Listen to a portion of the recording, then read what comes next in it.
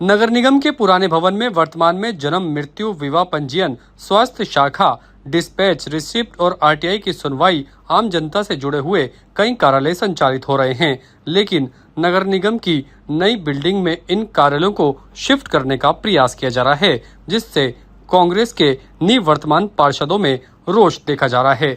बड़ी संख्या में कांग्रेस के निवर्तमान पार्षद गुरुवार को कलेक्ट्रेट कार्यालय पहुंचे और जिला कलेक्टर को ज्ञापन देकर नाराजगी जाहिर की। उन्होंने कहा कि अगर नगर निगम के पुराने भवन से इन सभी कार्यालयों को नए भवन में शिफ्ट कर दिया जाता है तो आमजन को काफी परेशानियों का सामना करना पड़ेगा। वर्तमान में पुराने नगर निगम को नए नगर निगम में स्थानांतरित करने की प्रक्रिया की जा रही है, जो सरासर गलत है। उन्होंने कहा कि पूर्व में भी इस विषय में उन्होंने यूडीएच मंत्री झाबर सिंह कर्रा को अवगत कराया था और उन्होंने आश्वासन दिया था कि पुरानी बिल्डिंग यथास्थिति रहेगी और यहां एक डिप्टी कमिश्नर रैंक का अधिकारी भी लगाया जाएगा। उसके बावजूद यहां नगर निगम के पुराने भवन को नए भवन में शिफ्ट किया जा रहा है, जिसके कारण आमजन को आने जाने में काफी परेशानियों का सामना करना पड़ेगा, जिस पर जिला कलेक्टर को संज्ञान लेना चाहिए और इस आदेश को रुकवाना चाहिए। ये नगर निगम के आज सभी पार्षदगण यहाँ कलेक्टर साहब को ज्ञापन देने आए थे। कलेक्टर साहब नहीं है तो उनकी अनुपस्थिति में उन्होंने एडीएम फर्स्ट को ज्ञापन दिया है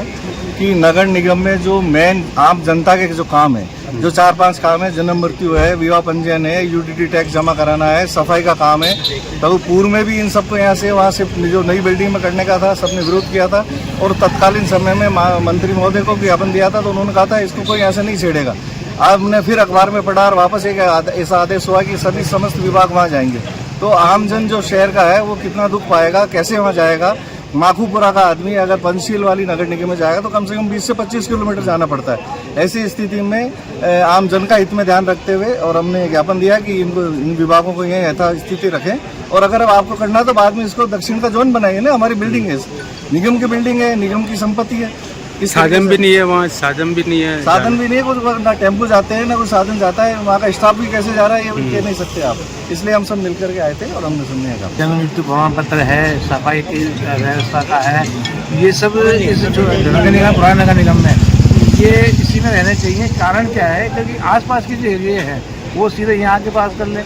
अगर उस नई नगर निगम में हम जाते हैं तो 150 रुपये आने के 150 रुपये जाने के लगते हैं। फिर जो काम जिसको काम कराना है 500 रुपये 1000 रुपये की छुट्टी करा के जाता है तो उसको 3-4 हज़ार का नुकसान होता है एक काम के लिए। नगर निगम में 5 चक्कर लगाने से पहले काम होते नहीं है। दूसरी बात सुनने में ये आया है कि ये नगर निगम बीओटी आधार पर किसी हेरिटेज को उसको होटल को समझ के होटल वाले को देना चाहते हैं या किसी ऐसे व्यक्ति को देना चाहते हैं धनाढ़ व्यक्ति को, जिससे ये अपना इससे मतलब पैसा प्राप्त कर सके और इन्हों की जेब भी भर सके। कहने का साफ मतलब ये है। तो हमारा कहने का मतलब है ये जनता की चीज़ें जनता के काम आनी चाहिए।